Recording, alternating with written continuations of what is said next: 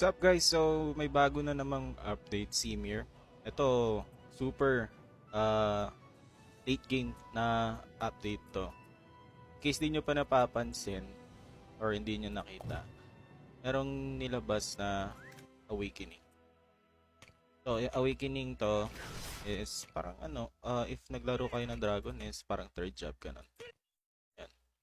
So if pag naka-awaken ka, makukuha mo tong skill na to. Di po pa siya nakita truly. Pero para siyang buff lang ata to lahat. Tulad nito sa Warlord, immune to status effect, tong overdrive, skill damage. Ito namang Warcry, Frenzy. Ito ata yung sunod-sunod na skill. Pwede kang magsunod-sunod na skill, no? CD ata yun. Parang yung dito sa sa Scald. Meron silang dito, ganun din. Ay, hindi. So, hindi ko pa siya nakita eh. Itong sa Scald pa lang nakita ko na merong naka-awaken. Tapos, sunod-sunod yung skill niya eh. So, yun yung pinaka niya. Pag naka-awaken ka, yun yung pinaka upgrade na makukuha mo. So, paano mo siya makukuha? Paano makapag-awaken? Content. So, yan. Sa contents, craft. Kailangan mo ng 10 soundless bell. So, kailangan mo din to ng pang-craft ng mount. Ng horn. Silver Rain 500. Ito, madali lang ito eh. Ymir's Blood. Ito. Makukuha mo yung Ymir's Blood sa raid. Yan. Kaya dito sa mga bosses. Mga bosses mo siya mo.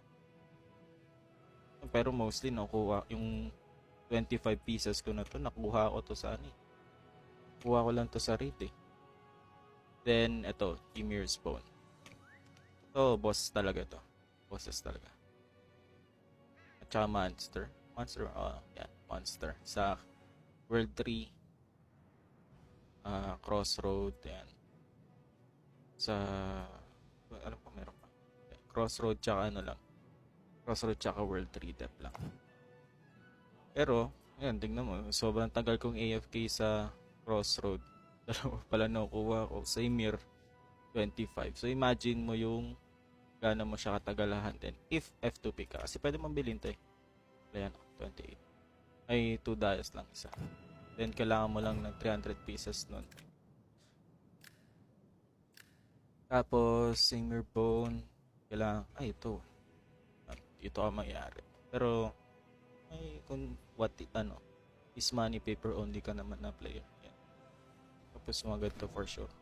At ito. Dito ka mahihirapan. Pinakamahirapan talaga. Tatagalan ka dito. Kung kaya mong bilihin yung Ymir's Bone, for sure kaya mo ding ipunin to. Ilang lang to, YM. So, lang naman siya eh. Hindi siya actually. Siya, hindi naman siya super need mong gawin agad. Parang lang, to look forward. Parang if nabablanko ka na, pang kailangan mong upgrade. Yun na, dun ka na titingin. So ito, hindi ko alam kung anong kukunin ko dito sa akin.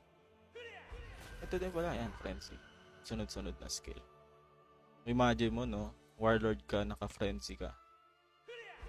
Ganto ka ng ganto. Combo strike ka ng combo strike. Wala, nakalayo sa'yo. Combo strike. Tapos, ano ba yan? Rolling spear. Spamin mo yung dalawang yan. Tapos, for sure, tagal pa rin to. Pero ito, spamin mo yung dalawang yan. Walang makakalayo sa'yo sa war. Yun lang naman, ang pinaka babalik ako. Hindi na naman ako sa Crossroad kasi maghahanap pa ako. Thank you for watching. Sana may 19 tutunan kami, 19 na kayo. And happy gaming.